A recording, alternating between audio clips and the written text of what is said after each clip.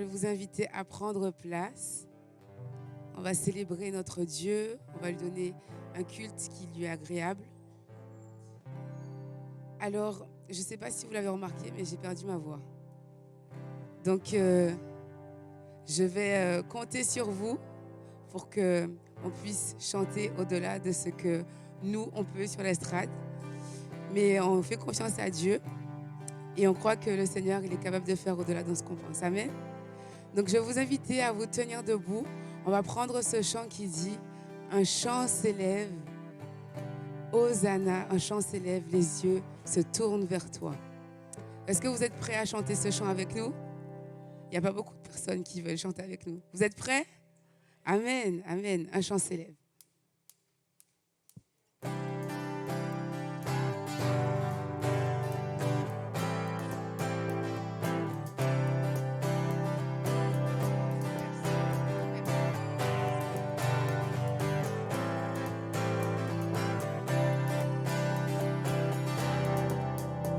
Un chant s'élève, les yeux se tournent vers toi, se tournent vers toi, se tournent vers toi. L'espoir renaît, les cœurs soupirent après toi, en te voyant, nous retrouvons la force de vie. Et quand nous sommes en ta présence, nos craintes fuient, elles s'enfuient. Hosanna, Hosanna. Tu es le roi, le sauveur, à toi la gloire et l'honneur. Hosanna, Hosanna, Hosanna. Tu accueillons parmi nous, c'est le bienvenu, oh Jésus. Entends le son des cœurs qui reviennent à toi, reviennent à toi, dans ton royaume,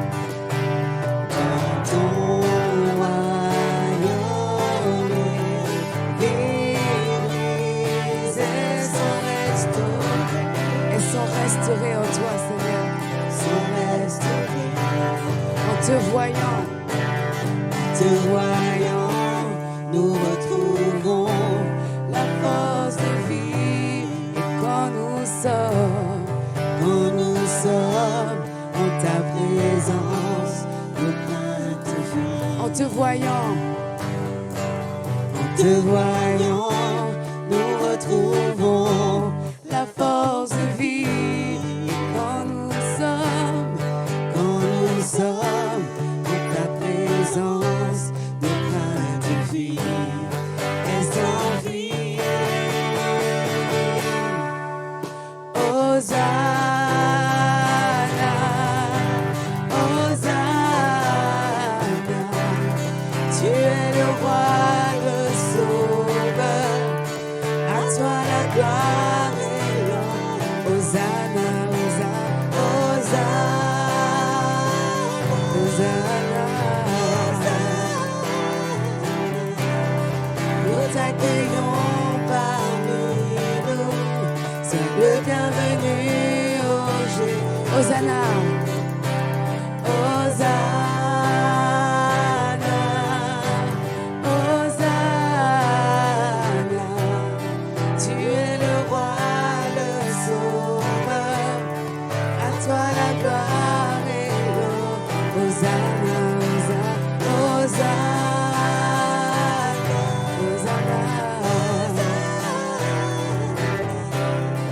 Nous t'accueillons parmi nous, sois le bienvenu.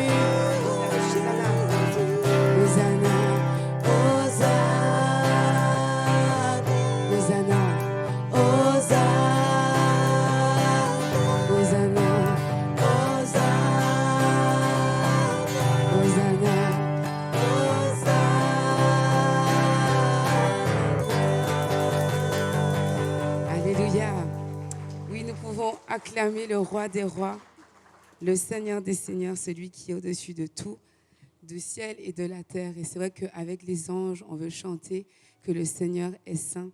Et il est saint à jamais, il est saint. On va prendre ce chant, ce nouveau chant qui nous dit « À jamais, il est saint ». Et toutes les générations vont chanter que Jésus est saint. Amen. Amen.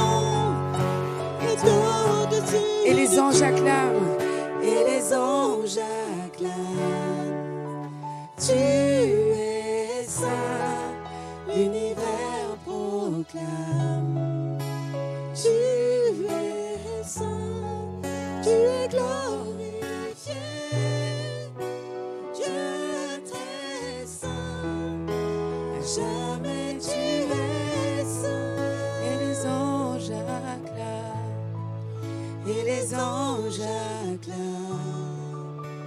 Tu es saint, l'univers proclame.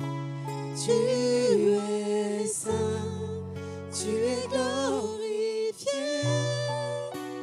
Dieu très saint, à jamais tu es saint. Alléluia. Tu es saint, Seigneur. Nous voulons te dire ce matin que tu es notre source. Que Seigneur, peu importe les circonstances de la vie, Seigneur, on veut toujours regarder à toi, Seigneur, parce que tu es notre source. Peu importe si nous sommes dans le désert, Seigneur, tu es notre source. Nous voulons prendre conscience, Seigneur mon Dieu, que toi seul peux faire des miracles dans nos situations, Seigneur Jésus. Tu es notre source, tu es notre eau pure, Seigneur, merci.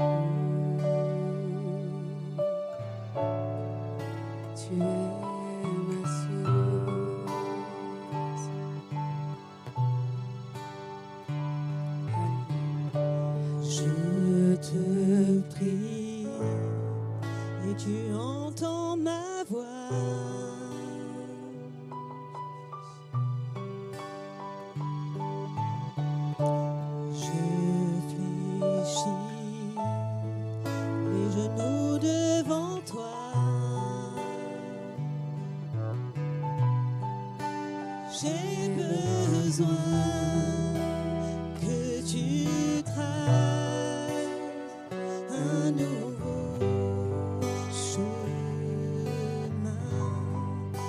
Tant besoin que tu sois mon puissant source. Tu es ma source. Tu es ma source. Tu es mon bien quand je me perds. Tu prends ma main, tu me relèves de la poussière dans le désert. Jésus, tu me diriges. Tu me diriges vers ta lumière.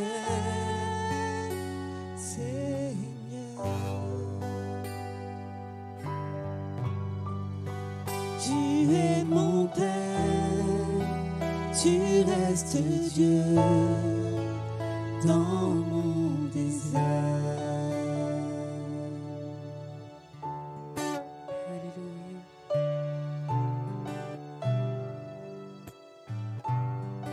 Saint-Esprit.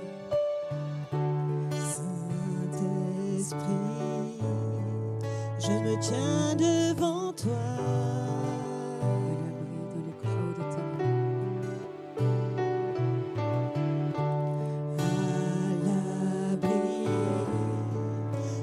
Creux de tes bras, j'ai besoin de ton feu qui me purifie. Tant besoin de ta vie. Alors je m'écris.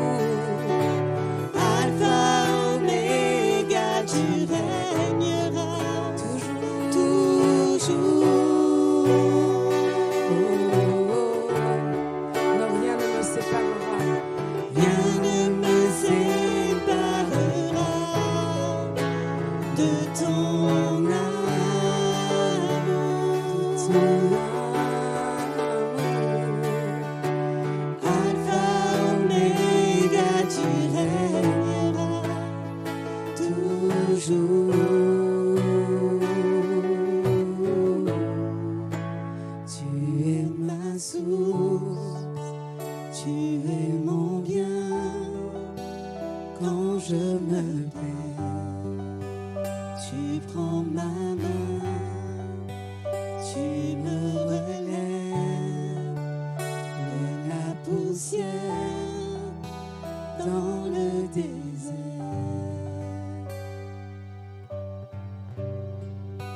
Tu me diriges vers ta lumière, Seigneur.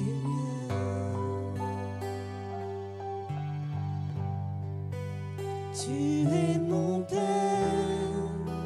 tu restes Dieu dans mon désert.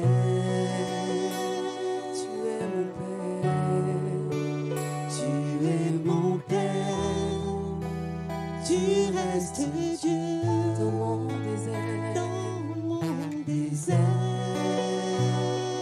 Tu es mon Père, Tu es mon Père,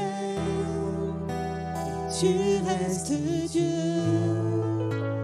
dans mon désert.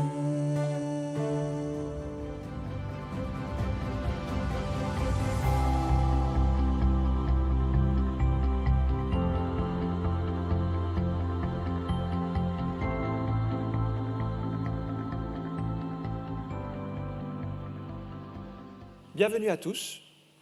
J'aimerais parler sur « Prier seulement ne suffit pas ».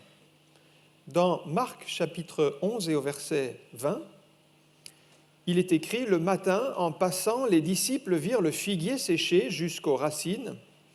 Pierre, se rappelant ce qui s'était passé, dit à Jésus « Rabbi, regarde, le figuier que tu as maudit a séché. » Jésus prit la parole et leur dit « Ayez foi en Dieu.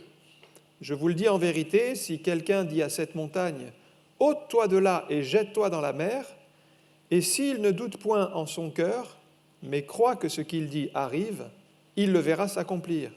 C'est pourquoi je vous dis, tout ce que vous demanderez en priant, croyez que vous l'avez reçu, et vous le verrez s'accomplir. Et lorsque vous êtes debout, faisant votre prière, si vous avez quelque chose contre quelqu'un, pardonnez, afin que votre Père qui est dans les cieux vous pardonne aussi vos offenses.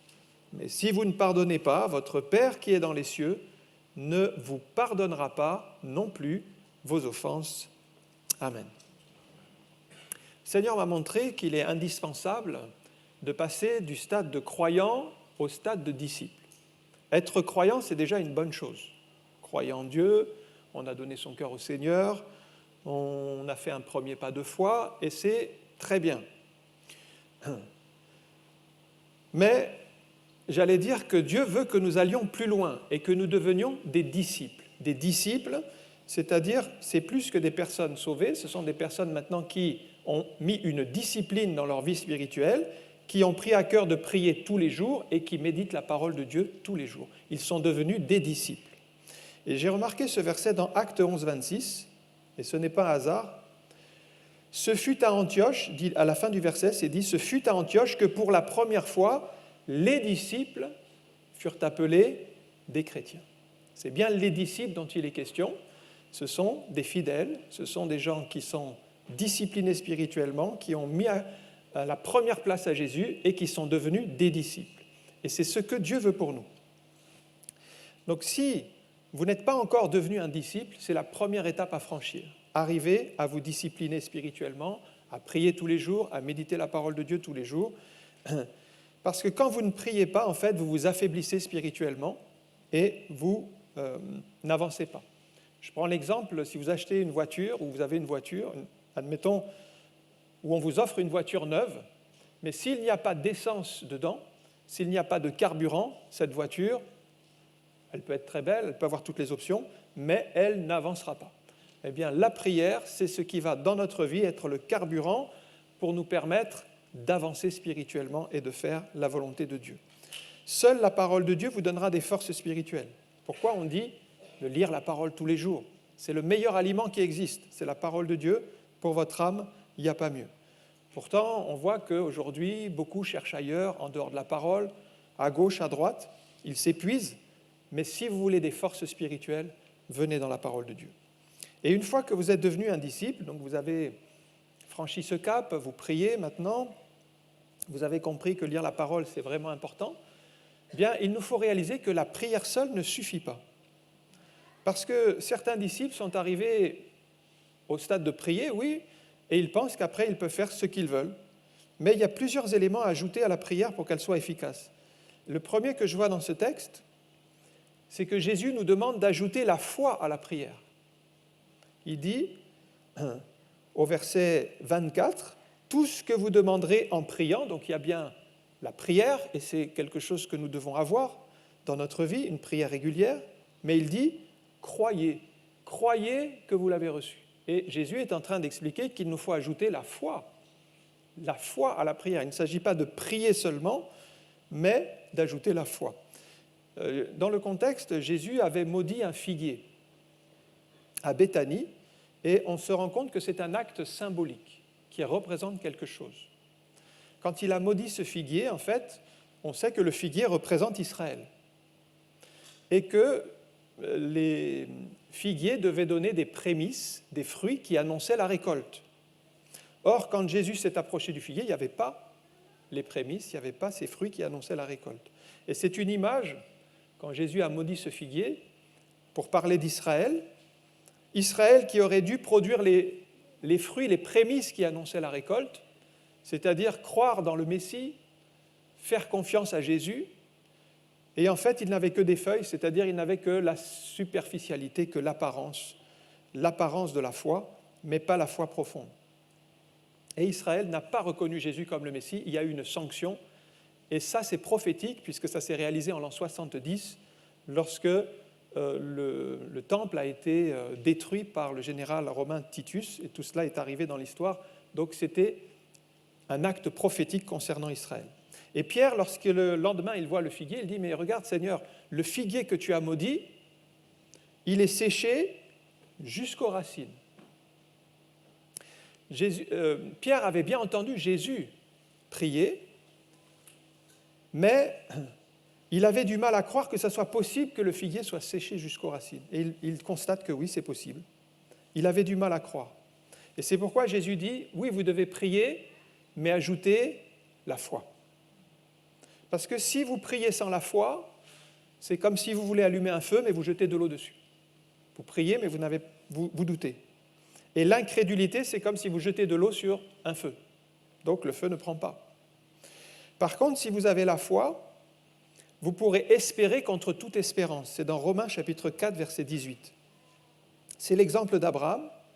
Le texte dit « espérant contre toute espérance ». Il crut, donc on voit bien qu'il est dans la foi, et devint ainsi le père d'un grand nombre de nations, selon qu'il lui avait été dit « telle sera ta postérité ». Eh bien, avec la prière de la foi, nous pouvons arriver, comme Abraham, à espérer alors que tout semble désespéré. Espérer contre toute espérance. Tous les paramètres sont négatifs. Peut-être vous avez prié, la situation n'a pas changé. C'est toujours tendu, c'est toujours difficile. Le temps passe. Plus le temps passe, plus la situation se dégrade. Nous vivons ces choses. Mais nous pouvons encore faire la prière de la foi et espérer contre toute espérance. Vous n'aurez pas d'encouragement, vous n'aurez pas de visibilité, peut-être même votre conjoint n'y croit plus, vos amis vous ont abandonné, mais vous pouvez encore espérer contre toute espérance. Ça, c'est un don de Dieu qui nous permet de croire au-delà du naturel, de croire dans le surnaturel, dans le spirituel et l'intervention de Dieu. Même si vous êtes seul à croire, même si vous ne voyez rien, comme Abraham, vous pouvez espérer contre toute espérance. Si vous avez la foi aussi, le diable fera tout pour vous décourager. Parce qu'il sait très bien une chose, c'est que la foi associée à la prière, c'est puissant. Et surtout, il ne voudra pas qu'un chrétien associe la foi à la prière. Voilà pourquoi il va vous faire douter. Voilà pourquoi une mauvaise nouvelle va survenir. Peut-être la situation va se dégrader encore plus. Pourquoi ? Parce qu'un chrétien qui doute va devenir inopérant. Sa prière ne va pas être efficace. Elle va tomber à plat. Et c'est pourquoi Jésus, lorsqu'il parle à Thomas, il le reprend. Thomas, c'est ce disciple qui a douté. Il lui dit, mais ne sois pas incrédule, Thomas. Ne sois pas incrédule, mais crois. Associons la foi à la prière. Et si vous avez la foi associée à la prière, vous pourrez regarder vers celui qui est invisible. Hébreux chapitre 11, verset 27. c'est par la foi, toujours la foi qui est nécessaire, qu'il quitta l'Égypte, il s'agit ici de Moïse, sans être effrayé de la colère du roi, c'était le Pharaon, car il se montra ferme, comme voyant celui qui est invisible. Ça, c'est Moïse. Il prie dans la foi, il se tourne vers Dieu, il ne le voit pas, mais il regarde vers celui qui est invisible. C'est par les yeux de la foi. Moïse avait tué un Égyptien, il voulait secourir un Hébreu, il voulait faire du bien, mais il a été malmené, on l'a pourchassé, il a dû fuir en Madian pour sauver sa vie. Il était déjà appelé à faire sortir le peuple d'Israël, à libérer le peuple esclave, mais ce n'était pas le temps de Dieu, ce n'était pas la méthode de Dieu. Et peut-être vous êtes confronté à des échecs, comme Moïse, c'était un échec, parce que ce n'était pas le moment, ce n'était pas la méthode. Il y a un temps de Dieu et il y a la méthode que Dieu veut. Et ça va revenir plus tard, dans un deuxième temps de sa vie, mais entre-temps, il va apprendre la patience, il va apprendre l'obéissance, l'écoute de Dieu, il priait dans la foi. Mais en tout cas, il y a cette caractéristique chez Moïse qu'on doit retrouver chez les croyants, les disciples qui aiment le Seigneur, c'est que nous devons regarder vers celui qui est invisible et ne pas nous contenter de croire ce que l'on voit, de limiter nos yeux à la réalité superficielle. Levons nos yeux vers le Seigneur et regardons vers celui qui peut tout. Il est invisible, mais il est toujours là. Il n'a jamais abandonné Moïse. Moïse ne le voyait pas, mais Dieu était là. Dieu était avec lui dans ses combats, dans ses souffrances, dans ses déserts à Madian. Et bien, c'est pareil avec nous. Nous ne le voyons pas, mais il ne nous a pas abandonnés. Il est là, il est fidèle. Et nous devons regarder vers lui, même si nous ne le voyons pas avec nos yeux. Eh bien, développons cette vision de foi. Ajoutons donc la première chose à ajouter à la prière, c'est la foi. Dans ce texte, il y a une deuxième chose qu'on voit tout de suite qu'il faut ajouter, c'est au verset 25. Si vous êtes debout faisant votre prière, donc il s'agit bien de la prière, et c'est quelque chose d'acquis maintenant, c'est un disciple, il arrive à prier, c'est bien. Mais si vous avez quelque chose contre quelqu'un, pardonnez, afin que votre Père, qui est dans les cieux, vous pardonne aussi vos offenses. Et là, on se rend compte que Jésus nous demande d'ajouter le pardon à la prière. Le pardon. Si vous ne pardonnez pas aux autres, Jésus dit, mais vous ne serez pas pardonnés et Dieu ne vous pardonnera pas. Une fois qu'on a accepté Jésus comme notre Seigneur et Sauveur, on a été pardonné de nos péchés. La Bible dit que Dieu a jeté nos péchés au fond de la mer. Et c'est Corrie ten Boom qui a ajouté qu'il y a un écriteau, il a mis un écriteau avec marqué « pêche interdite ». Il ne faut pas revenir vers les péchés qui ont été pardonnés. Vous n'avez plus à vivre dans la culpabilité en portant encore les péchés qui ont été pardonnés. Ils ont été effacés, gloire à Dieu. Mais le diable viendra toujours vous rappeler vos fautes passées, vos échecs, vous mettre un fardeau sur les épaules. Alors rappelez-vous que vos péchés ont été pardonnés, s'ils ont été confessés, si vous avez demandé pardon, ils ont été effacés et que vous avez été pardonnés. Mais attention, maintenant que nous sommes pardonnés, nous devons aussi pardonner. Il ne s'agit pas de prier seulement, mais si tu as quelque chose contre quelqu'un, le texte dit, tu es là en train de prier, c'est bien de prier. Mais si tu ne pardonnes pas, la prière, elle ne sera pas agréée par Dieu. Par contre, si vous pardonnez aux autres, les autres vous pardonneront. Colossiens 3,13, supportez-vous les uns les autres. Et si l'un a sujet de se plaindre de l'autre, pardonnez-vous réciproquement. Quand on arrive à un pardon réciproque, c'est une belle victoire. De même que Christ vous a pardonné, pardonnez-vous aussi. Et quand on est rancunier, qu'on ne veut pas pardonner, alors on a beau prier, on a beau faire tout ce que la Bible nous demande, mais il n'y a pas l'obéissance à cette parole de Dieu. Et si on ne veut pas pardonner et on pense qu'on a raison et on dit tant que l'autre ne m'aura pas demandé pardon, je ne pardonnerai pas, et on s'enferme en fait dans une attitude de non-pardon, on devient un rancunier, qu'est-ce qui se passe? On désobéit à la parole de Dieu qui nous demande de pardonner. Pardonner. Et un pardon réciproque. Ça veut dire que les deux personnes qui sont en conflit arrivent à se pardonner l'un et l'autre. Et ça, c'est une belle victoire que le diable ne veut surtout pas.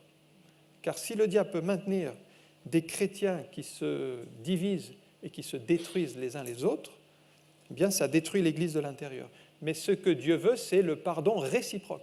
Pas simplement un seul pardon, mais un pardon réciproque. Le pardon apporte la paix, le pardon apporte un nouveau départ, le pardon, c'est une grâce. Mais Jésus dit, si vous ne pardonnez pas, vous avez fait votre prière, oui, c'est bien, mais si vous ne pardonnez pas, sachez que le Père qui est dans le ciel ne vous pardonnera pas non plus vos péchés. Donc on se met quand même sous une grosse difficulté en ne pardonnant pas, en refusant de tendre la main et en refusant de faire grâce. Donc on voit deux choses à ajouter. Premièrement, la foi. Deuxièmement, il est question ici du pardon. Et je rajoute un troisième élément, c'est l'obéissance. Il faut bien sûr prier, mais y ajouter l'obéissance. Dans le récit des 10 lépreux qui sont venus pour chercher leur guérison auprès du Seigneur, bien sûr, ils avaient prié, ils se sont tenus à distance, et ils ont prié le Seigneur, « Jésus, Maître, aie pitié de nous ». Et c'est bien de prier. On est dans le besoin, on est dans une difficulté, on prie le Seigneur. Et là-dessus, pas de problème. Jésus leur demande d'aller se montrer au sacrificateur. Et là, ils peuvent commencer à réfléchir et se dire, mais enfin, ils étaient encore lépreux. Normalement, dans la loi, c'était quand vous étiez guéri que vous alliez vous montrer au sacrificateur pour qu'il atteste votre guérison. Or, ils n'étaient pas guéris. Au moment où Jésus leur dit « Allez vous montrer au souverain sacrificateur », ils étaient toujours lépreux. Ils auraient pu raisonner en eux-mêmes et se dire « Mais cela n'a pas de sens. Nous devons d'abord attendre d'être guéris. Ensuite, nous irons voir le souverain sacrificateur. » Ils auraient pu attendre ainsi et ne pas obéir à Jésus qui avait dit « Allez vous montrer. Vous êtes encore malade, mais allez vous montrer. » Et finalement, ils ont décidé d'obéir et le texte dit qu'alors qu'ils étaient en chemin, ils étaient toujours donc lépreux, il arriva qu'ils furent tous guéris dans l'obéissance. Il y a eu la prière « Seigneur, aie pitié de nous, viens à notre secours ». Il y a eu une parole de Dieu « Allez vous montrer au souverain sacrificateur ». Et il y a eu l'obéissance. Donc ils ont ajouté l'obéissance à la prière. On sait que Jésus explique que les 10 ont été guéris, mais seulement un qui était samaritain est venu vers Jésus rendre gloire à Dieu. C'est pour montrer qu'il y a souvent peu de reconnaissance, beaucoup de demandes, beaucoup d'attentes, mais peu de reconnaissance. Alors soyons reconnaissants envers le Seigneur quand il fait grâce, il agit, il est fidèle, mais obéissants quand il nous demande quelque chose, parce que si nous prions, mais nous n'obéissons pas, nos prières ne peuvent pas être agréées. Je vous donne un autre exemple, c'est Matthieu chapitre 7, verset 21. Jésus dit « Ceux qui me disent « Seigneur, Seigneur », donc ils sont en train de prier « Seigneur, interviens, Seigneur, fais grâce ». Ils prient. « Ceux qui me disent « Seigneur, Seigneur » n'entreront pas tous dans le royaume des cieux, mais seulement celui qui fait la volonté de mon Père qui est dans les cieux. » Qu'est-ce que Jésus enseigne? Vous pouvez prier « Seigneur, Seigneur », vous pouvez avoir même votre vie de prière tous les jours, mais si vous ne faites pas la volonté du Père qui est dans les cieux, cette prière ne sera pas agréée. Même si vous priez tous les jours, par exemple, si vous priez, mais vous vivez en concubinage, vous désobéissez formellement à la parole de Dieu, votre prière n'est pas agréée par Dieu, ce n'est pas la volonté de Dieu. Il faut d'abord obéir à la parole de Dieu, c'est-à-dire de vous marier, d'être fidèle aux enseignements de la parole, vous soumettre à Dieu pour que cette prière soit agréée de Dieu. Dieu prend plaisir à celui qui fait sa volonté. Mais si nous continuons à vivre dans le péché, si nous n'obéissons pas, nous disons « Seigneur, Seigneur », mais nous ne faisons pas sa volonté, eh bien alors, ces prières-là, elles ne sont pas agréées par Dieu. Alors, certains ne comprennent pas, mais pourquoi ma prière n'est pas agréée? Mais quand vous discutez avec eux, vous voyez qu'ils ne se soumettent pas à la volonté de Dieu et qu'ils veulent vivre selon leur plaisir à eux, selon leur désir. Bon, à ce moment-là, cette prière, sachez-le, elle ne sera pas agréée. Par contre, Job dit dans Job 23, verset 12, « Je n'ai pas abandonné les commandements de ses lèvres, j'ai fait plier ma volonté aux paroles de sa bouche. » Et à un moment donné, si vous voulez que votre prière elle soit efficace et agréée par Dieu, il faut faire plier notre volonté à la volonté de Dieu et ainsi avoir l'obéissance dans notre vie. Je pense encore à l'humilité, c'est un autre texte dans Jacques chapitre 4 verset 13, un autre élément à ajouter à la prière, Jacques chapitre 4 verset 13 dit ceci, et là il s'agit d'ajouter l'humilité. « À vous maintenant qui dites, aujourd'hui ou demain nous irons dans telle ville, nous y passerons une année, nous trafiquerons et nous gagnerons. Vous qui ne savez pas ce qui arrivera demain, car qu'est-ce que votre vie? Vous êtes une vapeur qui paraît pour un peu de temps et qui ensuite disparaît. Vous devriez dire au contraire, si Dieu le veut, nous vivrons et nous ferons ceci ou cela. Mais maintenant, vous vous glorifiez dans vos pensées orgueilleuses, ces choses mauvaises de se glorifier de la sorte. Celui donc qui sait faire ce qui est bien et qui ne le fait pas commet un péché. » Et ici, Jacques nous parle d'ajouter l'humilité à la prière. Parce que si vous êtes humble, en fait, déjà, vous réalisez que votre vie n'est que poussière, qu'on n'est que de passage sur cette terre, et ça va nous maintenir dans la dépendance de Dieu. Il n'y a rien de pire que de devenir orgueilleux et suffisant. Votre vie n'est qu'un souffle, dit le texte. Elle n'est qu'une vapeur. Et quand on oublie cela, et qu'on se croit arrivé, qu'on est quelqu'un, eh bien, ça ne plaît pas à Dieu. Dieu aime qu'on se tienne devant lui et qu'on réalise, tu n'es que poussière, tu n'es rien, tu n'es qu'une vapeur, qu'un souffle, fragile. Personne, même aujourd'hui, ne peut être certain qu'il sera encore vivant demain. C'est ça l'humilité. C'est réaliser que nous sommes des créatures mortelles. Nous sommes très fragiles. Il y a même 3 mots hébreux pour désigner l'homme. C'est Adam, Ish et Enoch. Et j'ai regardé le sens littéral de ces 3 termes hébreux. Adam, ça signifie la poussière, la terre. On voit vraiment que c'est fragile.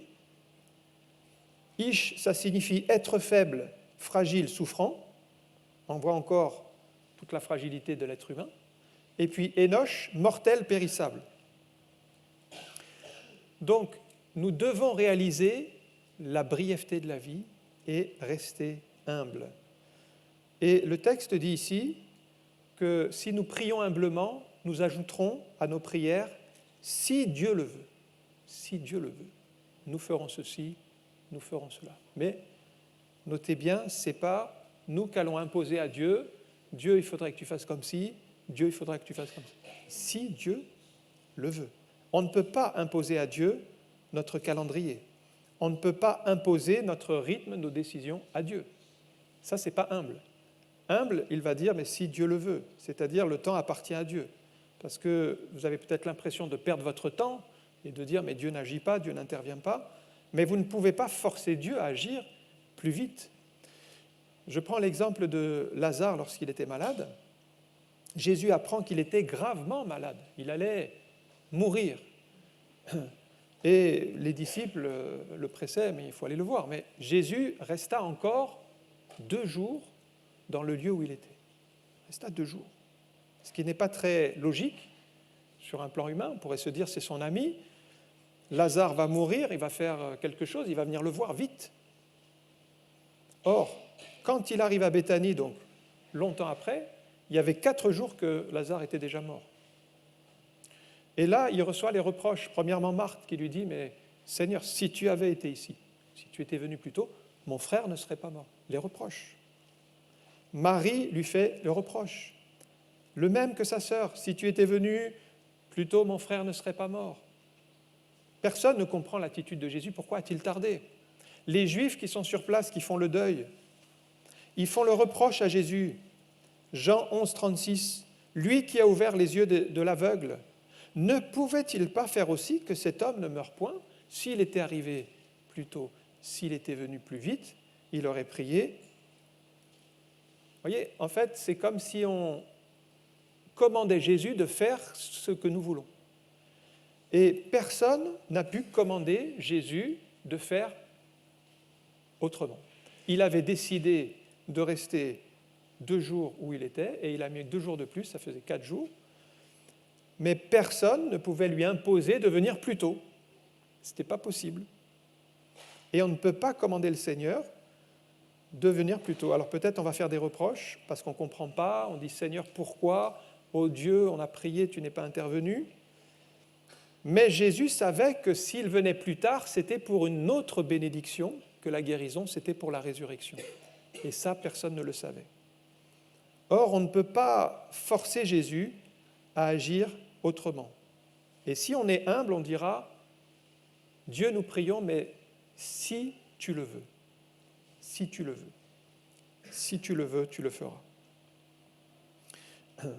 Si on est humble, on acceptera le temps de Dieu, qui n'est pas le nôtre, et on persévérera dans la foi.